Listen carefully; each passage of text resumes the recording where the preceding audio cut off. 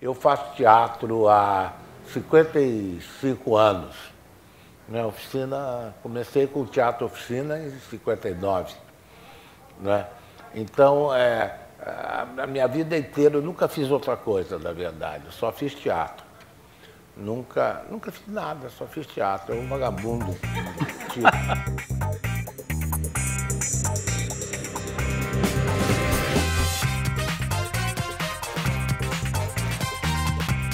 Eu gosto muito que a gente seja visto como pessoas péssimas, né? Que coloca logo o teatro diante de uma situação de fazer pensar os que estão na ordem, da normalidade. Acho que vocês mexem um pouco com isso também, né? Vocês fazem teatro, fizeram pelo menos teatro de muita provocação. Os Sátiros de São Paulo. É uma ótima coisa ter um grupo de São Paulo aqui, que a gente não sabe o que acontece lá. O que acontece em São Paulo é desconhecido, às vezes no Rio de Janeiro fica mais conhecido, mas São Paulo é mais distante. Então eu quero aproveitar para dar as boas-vindas ao meu amigo Rodolfo e ao grupo Sátiros de São Paulo que está aqui. Eu já fiz uma pergunta para ele. Bom, a gente começou a carreira em 89, né? E nesse período São Paulo estava meio dominada pelo Antunes Filho e Gerald Thomas. Eram os titãs da época. Nossa. E o Zé Celso estava há muitos anos afastado do teatro e tal. E a gente tinha acabado de sair dos cursos. Eu tinha saído de um curso de ator, né, o Macunaíma, e o Ivan, que é o outro fundador do Sátiros, tinha saído de um curso de ator também na Universidade Federal do Paraná. E tinha se mudado para São Paulo. E nós dois, a gente começou a trabalhar num processo juntos, numa peça. A gente sentia que o teatro paulista naquele momento não era muito o que a gente estava querendo fazer. Era um teatro muito centrado na figura do diretor, né? E também de palco italiano, muito plástico, né? E eu estava estudando, estava fazendo mestrado, e a minha tese era sobre o teatro oficina dos anos 60. E para mim aquilo era um espaço mítico, assim. O que tinha acontecido nos anos 60 no Brasil. Para mim, a geração de vocês, né, a tua geração, é uma geração mítica, assim. E eu, na verdade, nem frequentava teatro nem nada, mas eu era gerente de marketing de uma empresa, de uma multinacional, e achava um tédio ter aquela vida, eu não aguentava, usava terno e gravata e tal, mas não era para mim. Então, eu resolvi entrar no teatro meio por acaso, eu acho. Para tirar a gravata. Para tirar a gravata, mais do que propriamente para e para ser um inútil, talvez. Né? Isso. E daí eu fiquei fascinado por esse período da história do teatro brasileiro. E, de uma certa forma, no meu ideal, a gente precisava recuperar isso. Eu acho que a gente tem que trabalhar com paradigmas, assim, e com referências. Se você não tem essas referências, é muito difícil, né? Você trilha um caminho como se você tivesse uma lanterna atrás de você, iluminando quem vem atrás. Mas você não enxerga à frente. E eu acho que a geração de vocês era isso. Vocês iluminaram para quem veio depois de vocês. Vocês descobriram uma forma que hoje se traduz no teatro brasileiro na vertente mais poderosa. Se você, por exemplo, tudo que eu li, e é engraçado porque eu não vi, eu li os anos 60. Porque eu tive que estudar muito, Arena, Oficina, eu estudei demais aquele período histórico, assim. Eu me lembro assim das montagens, quem era o elenco, me lembro assim de muitas coisas. Eu estudei profundamente esse período, mas eu nunca vi. Só que o fato dessa geração ter existido me fez acreditar que eu também podia. Então é interessante isso, assim, porque talvez se eu não tivesse tido essa referência, talvez eu não pensasse o teatro da forma como eu pensei. Então, e eu acho que muitos outros, não só nós, né? Então, o teatro brasileiro é o que ele é hoje por causa dessa geração de diretores brasileiros que surge nos anos 60. E é engraçado você pensar que é um país que praticamente ele se funda nos anos 50, 40, né? A primeira montagem moderna no Brasil é Vestido de Noiva, dirigida pelo Zembinski, 44, 43, 44. Quer dizer, você tem um polonês dirigindo, depois vem um monte de italianos, aí a tua geração, que vem nos anos 60, ela vai formar o verdadeiro teatro brasileiro, que é feito aqui para essa sociedade, né? E isso vai ter um impacto muito profundo no que nós somos hoje. Se você analisa o modelo teatral alemão, por exemplo, dos grandes teatros, das grandes companhias, você fala, meu Deus do céu, não tem nada a ver com o Brasil. O Brasil é muito mais fluido, as coisas andam de forma muito mais solta, né? Então, isso que é interessante a gente pensar, como que o que eu faço hoje, ou muita gente que é da minha geração, que está fazendo teatro hoje, está impregnado do que aconteceu nos anos 60. E nós tínhamos uma iluminadora que trabalhava com o cartunista, o Angeli, e ela um dia apresentou um livro para a gente, chamado A Filosofia na Alcova, do Marquês de Sade, que era uma edição clandestina e tal, dos anos 70 e tal. Resumindo, era a história de uma menininha de 14 anos que se apaixona por uma mulher libertina e recebe um convite dessa mulher para passar um fim de semana na casa dela. E durante esse fim de semana ela vai aprender a fazer sexo e a entender que a moral e os bons costumes, eles existem simplesmente como uma capa que a gente usa, mas que, no fundo, o libertino, ele manipula e faz tudo para o seu prazer. E finge usar essa capa simplesmente para chegar nos seus objetivos. E ele tem um profundo desprezo pelas instituições. A mãe dela se preocupa, que ela sumiu, foi para a casa dessa mulher, e vai buscá-la. E, na tentativa de recuperá-la, resgatá-la daquele lugar, ela é estuprada, violada por um criado que tem sífilis. E, no final, a vagina dela é costurada com o sêmen dele e ela é jogada nua na rua. Uma história básica, bem simples. Acho que para começar um grupo de teatro é perfeito. Era bom. Né? Como é que você pode começar um grupo de teatro? Assim, com uma história simples. E a gente tinha acabado de sair da escola. Então, imagina o escândalo que foi essa montagem.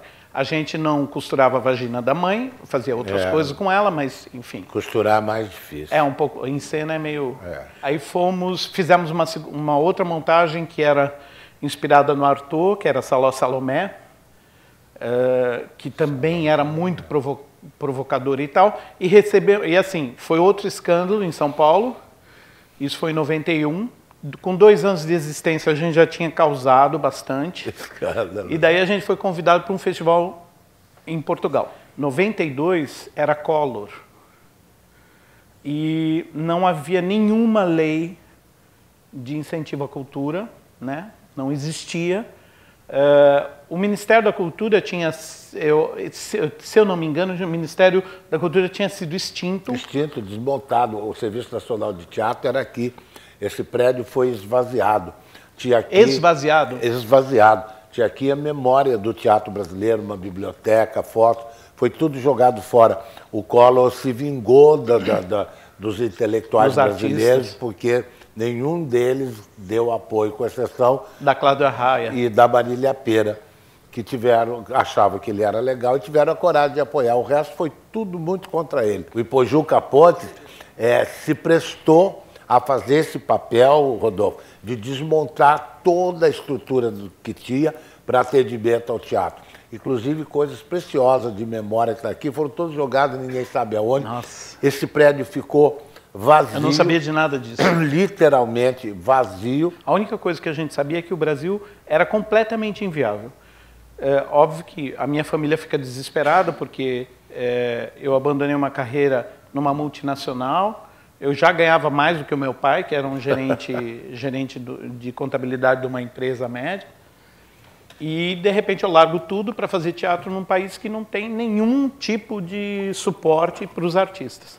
E aí a gente recebe esse convite para um festival do Porto e recebe mais um convite para um festival na Espanha. E a gente faz um mutirão, levanta dinheiro e vai embora do Brasil. E foi assim que a gente foi embora do Brasil em 92. Óbvio que isso foi muito traumático para nós, porque a gente estava construindo uma história no Brasil e a gente teve que sair, né? E depois de uns... Aí a gente vai para vários festivais internacionais, a gente vai para Avignon, vai para Edimburgo. Em Edimburgo a gente foi, por causa da filosofia na alcova, a gente foi perseguido pela polícia, tivemos muitos problemas, quase fomos banidos do festival. Fomos para a Ucrânia, fomos censurados na Ucrânia, nosso espetáculo foi cancelado no meio da temporada, ficamos sem documento, a 10 graus abaixo de zero em Kiev. Quer dizer, começamos a viver umas histórias malucas, assim, fora do Brasil, e daí resolvemos que tínhamos que voltar, porque o Brasil era o nosso país. Claro. Né? E não dava para continuar criando uma história fora. A gente vivia em Portugal, mas Portugal era muito difícil, porque a Cristiane Torloni foi nessa época para lá também. Havia muito preconceito com os brasileiros que estavam invadindo a cultura portuguesa. Isso. Então, foi bem difícil. E o único lugar que tinha uma lei de apoio à cultura era Curitiba. E o Ivan era de Curitiba, então a gente volta para Curitiba. Isso em 95, mais ou menos. Só que a gente continua mantendo a sede em Lisboa. Então a nossa história fica repartida. A gente começa a trabalhar em Lisboa e Curitiba. Em 97, por acaso, vem um produtor holandês passar carnaval em Curitiba. Imagina. que uma pessoa vai passar o carnaval em Curitiba? Ele foi. É um holandês protestante. E, óbvio, né? Porque se São Paulo é o túmulo do samba, imagina Curitiba, né? E nós estávamos em cartaz com uma tragédia grega durante o carnaval em Curitiba. Uma coisa típica. Normal. Normal lá. E ele foi assistir no carnaval a nossa peça e ele gostou muito do meu trabalho e me convidou para trabalhar num projeto na Alemanha, que acontecia todos os anos. Então, em 97, a gente começa a trabalhar Lisboa, Berlim e Curitiba. Mas nada era muito consistente, porque a gente não tinha uma casa, a gente era meio cigano no mundo. Foi um período muito difícil, assim. Difícil. E daí, em 99, nós resolvemos fechar Lisboa e voltar para São Paulo. E aí, nesse período, a gente passa de 99 até 2000 procurando um lugar. E a gente localiza a Praça Roosevelt.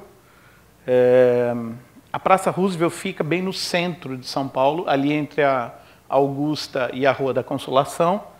E naquele período era como se fosse a Cracolândia de São Paulo. Porque havia um bar de michês com tráfico de drogas, havia um bar de travestis, e havia 3 ou 4 prédios que eram ocupados só por travestis e prostituição. Era barra pesadíssima aquela região ali. Na época era considerada uma das mais violentas da cidade, mas a gente achou um prédio que tinha sido um hotel de travestis e que foi abandonado. E no térreo ele tinha uma entrada que daria para fazer um barzinho e no fundo tinha uma sala muito pequena, de uns,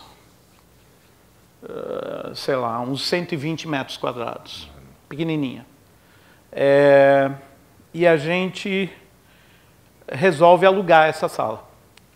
E pensa, vamos tentar, a gente já andou tanto pelo mundo, vamos tentar voltar para São Paulo de verdade e construir a nossa história nessa salinha, que é atrás do Cultura Artística. E o Cultura Artística era muito engraçado, porque o Cultura Artística, como eles faziam? Eles tinham os espetáculos assim, mainstream, tipo Jô Soares, Antônio Fagundes, né? As grandes estrelas do teatro mais comercial se apresentavam lá, e o público, ele, para não se arriscar naquela região, eles tinham seguranças que acompanhavam dos estacionamentos até dentro do teatro, cultura artística. Então eles tinham uma equipe de mais de 20 seguranças que vigiavam a caminhada do espectador. Então o espectador chegava para ir assistir o Jô Soares, por exemplo, que era um ingresso caríssimo, punha seu carro no estacionamento e ia tranquilamente até dentro do teatro. E em volta era só casa de prostituição, travesti, tráfico e tal. E nós vamos trabalhar na mesma região, só que numa salinha de 120 metros quadrados, que é tipo... Eu acho que nem o barzinho do lobby, do hall de entrada do Cultura Artística era tão pequenininho quanto a nossa sala. E a gente não tinha alternativa, a gente tinha que conviver com a rua.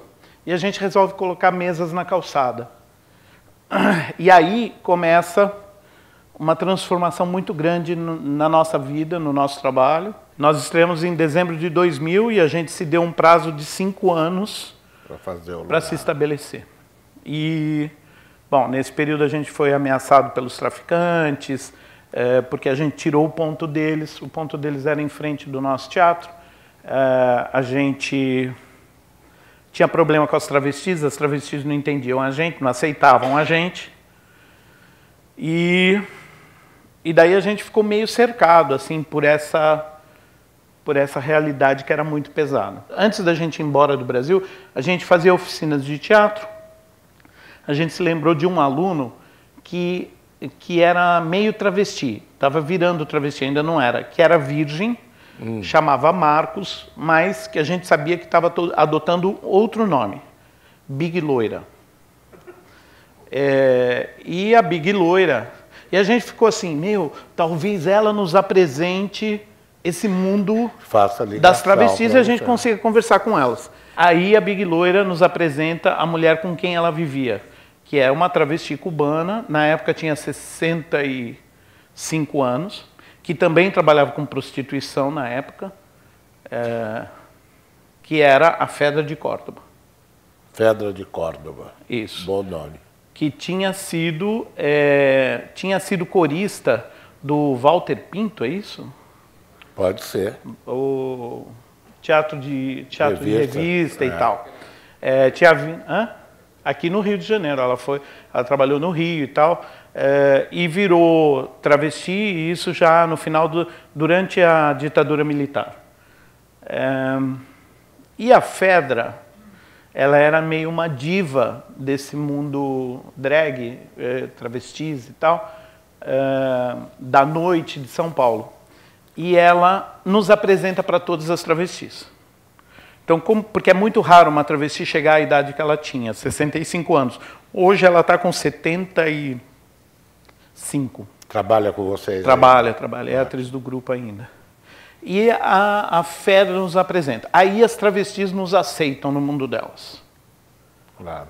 E então a gente começa a fazer um processo, a gente começa também a chamar traficantes para trabalhar com a gente e michês.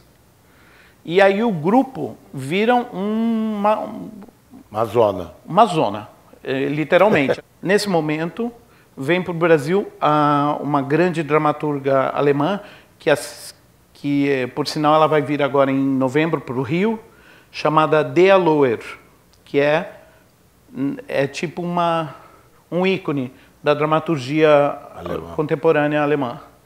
E ela vem para fazer uma pesquisa no Brasil sobre a realidade brasileira. E ela acaba conhecendo a gente, e eu falo alemão, né, porque eu trabalhava em Berlim ainda, eu vou trabalhar em Berlim até 2005, mais ou menos. E daí ela fica próxima de nós, e ela começa a conhecer a história da praça. E todas as histórias, né, dos traficantes, das travestis, dos artistas, dos moradores e tal. E ela escreve um texto para ser montado na Alemanha no Thalia Theater, que é um dos 5 grandes teatros da Alemanha, chamado Das Leben auf der Praça Roosevelt, que é A Vida na Praça Roosevelt. E onde todas as nossas histórias estavam lá. Quando ela escreve esse texto, eu acho que meio que cai uma ficha para a gente de que aquela história era muito especial e muito louca, assim. E a gente resolve montar esse texto. Depois a gente vai fazer uma turnê na Alemanha e tal. E, enfim, muitas coisas aconteceram na Alemanha em função disso, porque as pessoas ficavam muito intrigadas como é que era possível aquele mundo. Fazer isso. E daí, 2005, 2006, começa já a pacificação total da praça. Daí é um processo de especulação imobiliária muito intensa. As travestis são expulsas da praça não por nossa causa, a gente não queria expulsar ninguém, mas porque a classe média começa a mudar para lá. Antes de nós, o barulho vinha de tiros e não dos teatros. Então, nesse momento, o prefeito de São Paulo, que é o José Serra, percebe essa agitação em volta da praça e lança um desafio para nós, em especial, mas depois se estendeu a outros grupos, que era: juntem um grupo de artistas de teatro e façam um bom projeto de uma escola técnica para ensino médio. E nós chamamos os Parlapatões, chamamos Serrone, que trabalhava com Antunes, Raul Teixeira, que era o sonoplasta do Antunes, todos trabalham ali na região, Marici Salomão, que era uma dramaturga que trabalhava na praça também, Guilherme Bonfante, do Teatro da Vertigem, o iluminador, e fazemos assim um colegiado de artistas que fica durante 4 anos desenvolvendo esse projeto. Nesse interim, o José Serra passa da prefeitura para o Estado. E ele mantém a promessa da escola, e daí a gente, óbvio, sofremos um monte de dificuldades, porque a gente ficou 4 anos se reunindo todas as sextas-feiras, pensando que escola seria essa, e a gente descobriu, por acaso, que a gente estava sendo passado para trás, que o nosso projeto não ia dar certo, porque havia coisas acontecendo, outras pessoas envolvidas na história, e a gente consegue, no final, assumir, e daí a escola é lançada, isso em 2009. O que é a Praça Roosevelt hoje, né? A Praça Roosevelt virou um ponto turístico, assim, porque São Paulo não tem nada, né? Assim, não tem a beleza natural do Rio, não tem.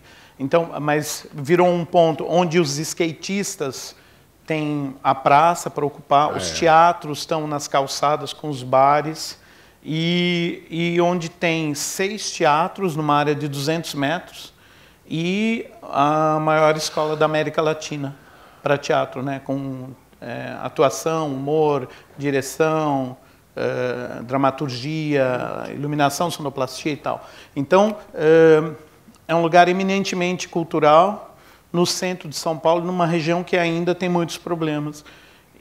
O impacto disso foi tão grande que, por exemplo, a gente foi convidado a dar um depoimento para a Bienal de Veneza de 2009, eu acho, ou 2008, para a gente falar um pouco como é a experiência de, através do teatro, revitalizar uma região da cidade. Eu, a vida toda, estive ligado a coletivos de teatro.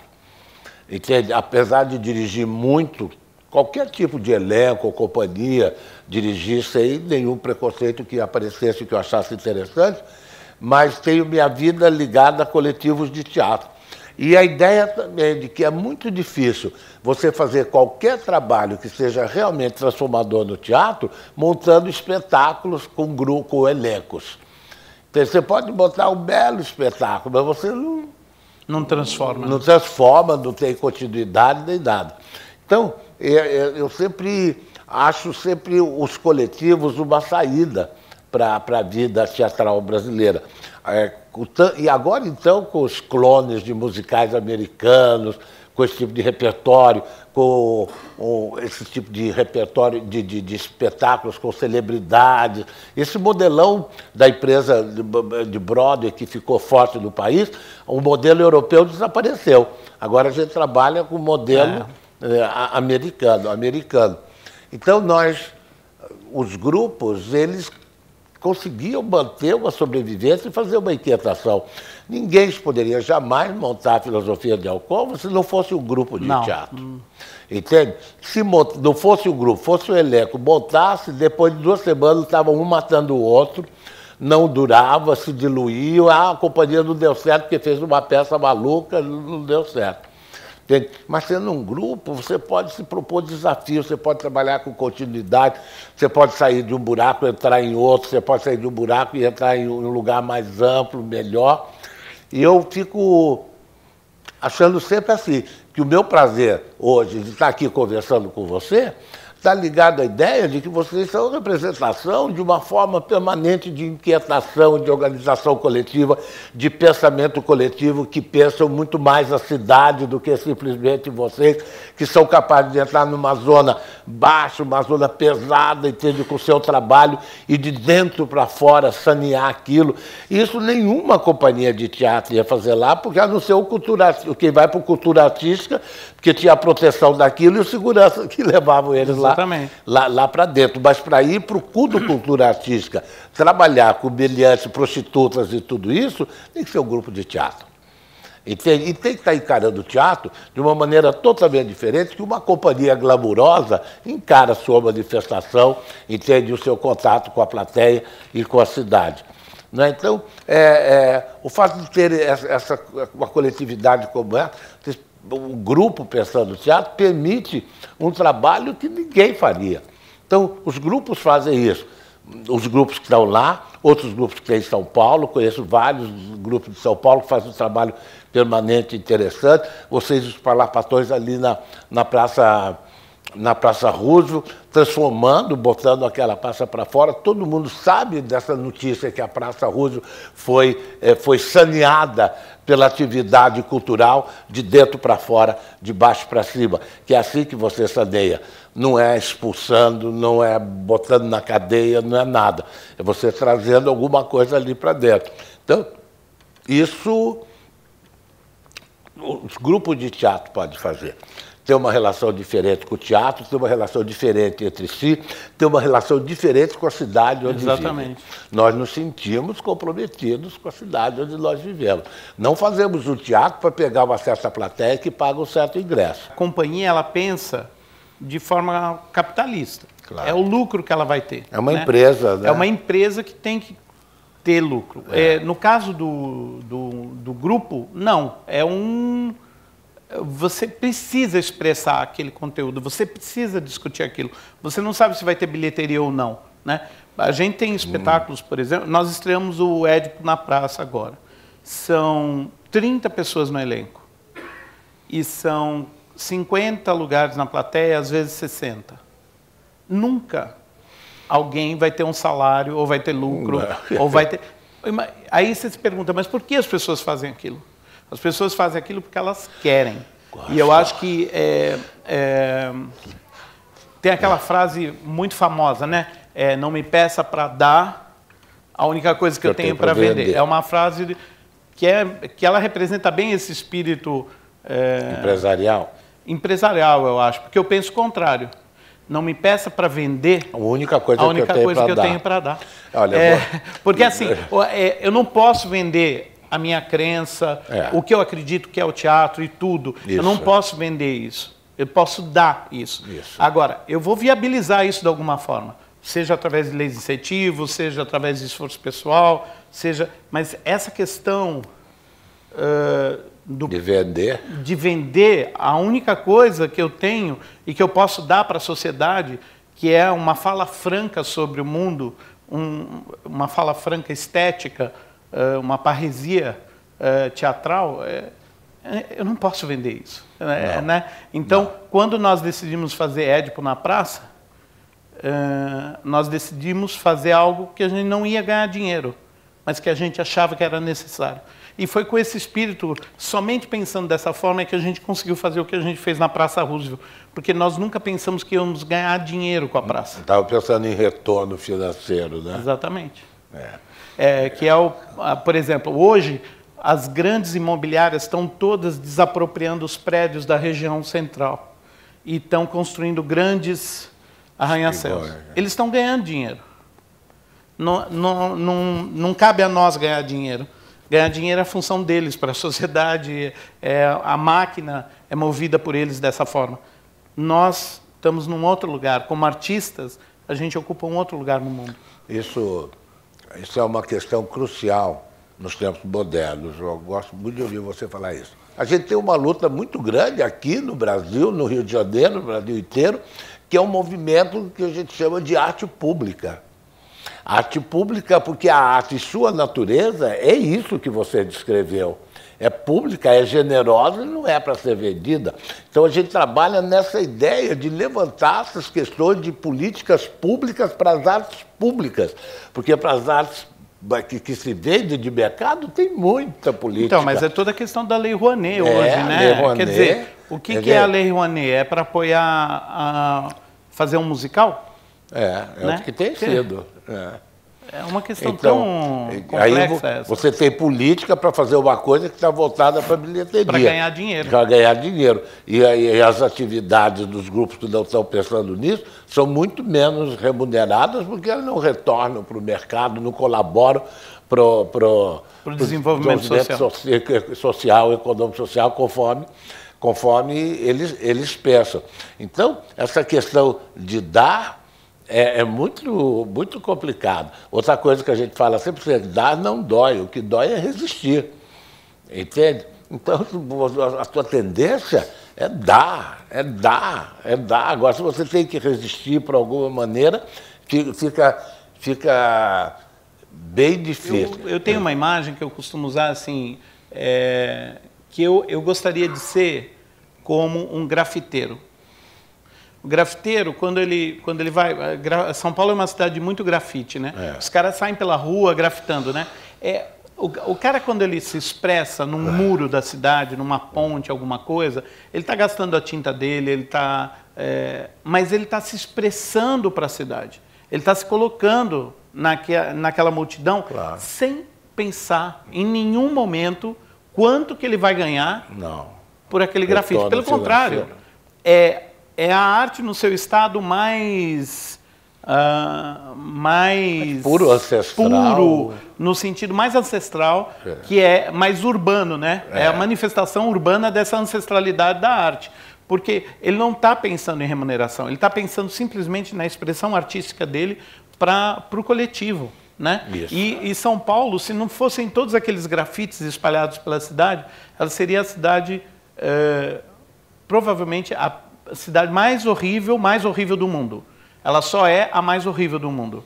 Mas seria a mais horrível do mundo se não tivesse esses grafites.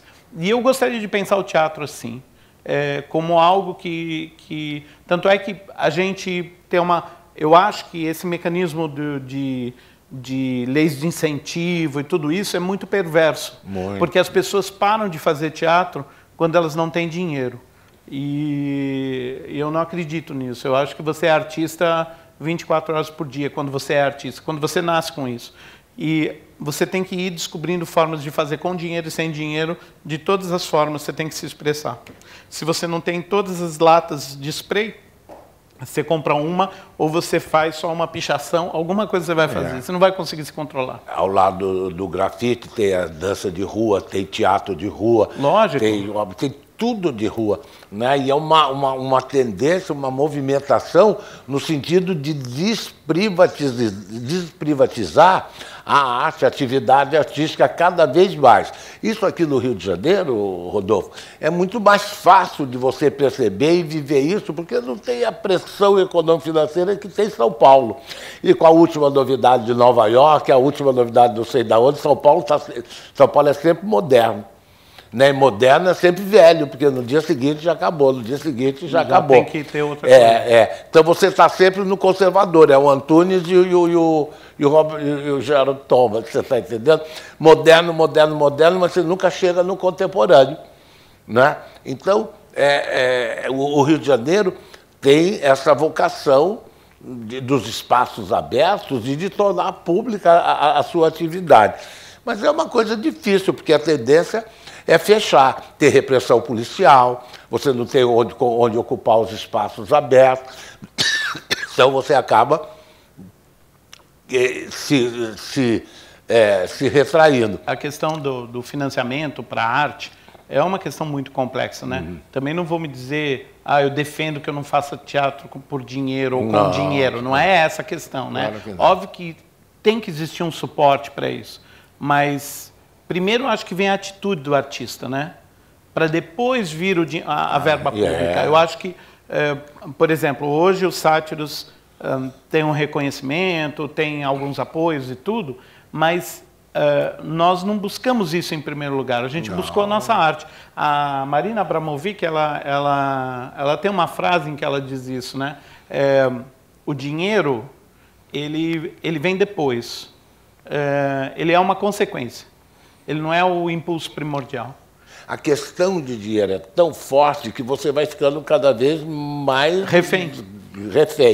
Então, cada vez mais também se produz um movimento contrário da mesma força, em sentido absolutamente contrário desse. Então, se há uma privatização excessiva e há cada vez mais, há também uma tendência à publicização cada vez maior dessas atividades. Isso eu acho que é contemporâneo. Isso eu acho que apresenta, que aponta para o futuro. Uma possibilidade de viver num mundo harmônico, feliz, melhor do que esse que a gente está. E onde a arte tem uma função essencial de catalisação dos melhores sentimentos de todos nós e da construção de um mundo diferente desse onde nós estamos vivendo, que é um mundo inevitavelmente caminhando para a catástrofe. Não tem saída. Não tem saída. Se a melhor coisa que você tem para dar é o seu afeto criativo, você vende, se deixa vender, está aqui o Fausto, né? Isso daqui é o Mefistófeles, essas pedrinhas aí. Daqui tem cara de cenário de Goethe, né? Pedrinha assim. E tem aí o Fausto. Então, se você vai vendendo, o diabo vai cobrar, meu amigo.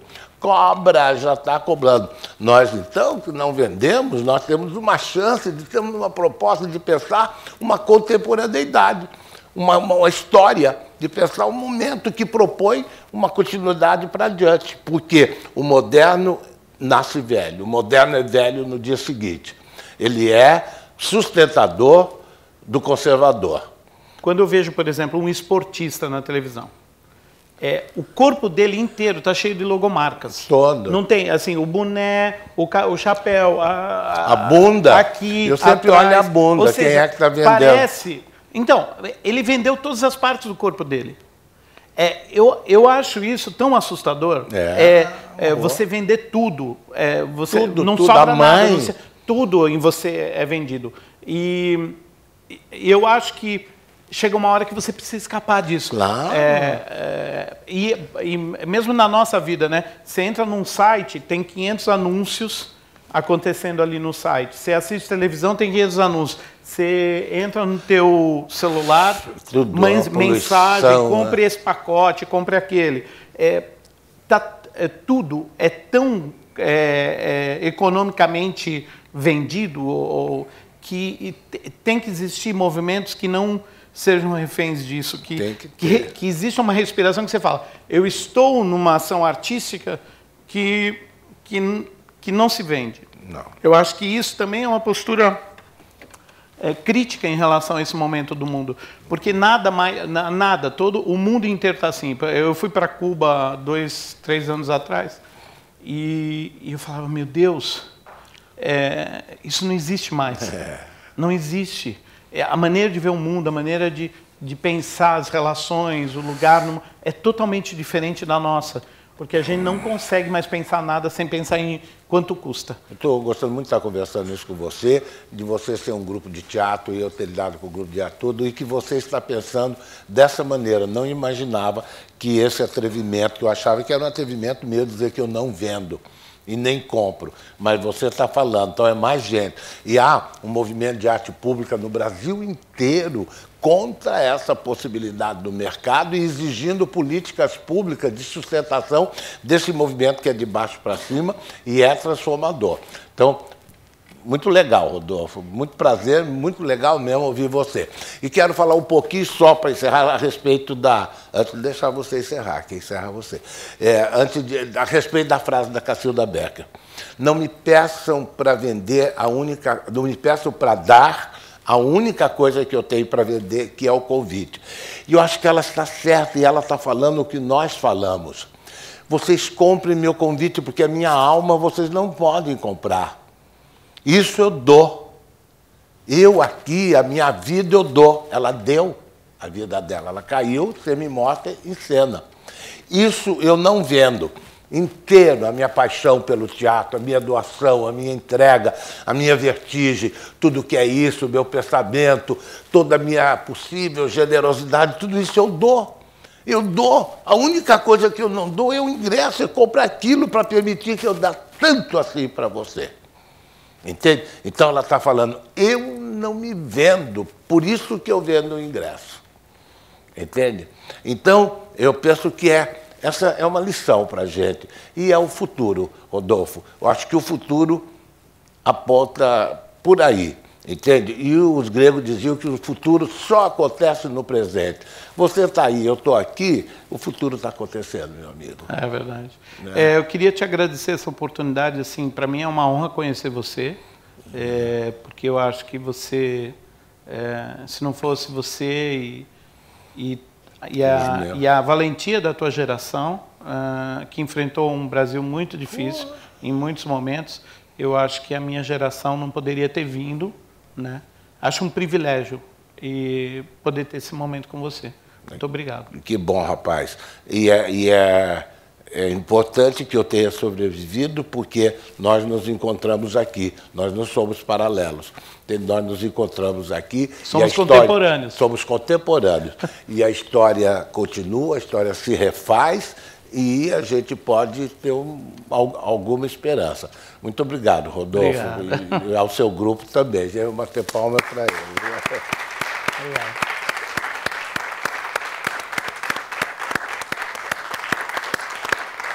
Obrigado. Esses encontros vão escrever a história contemporânea do teatro brasileiro, se Deus quiser, Rodolfo.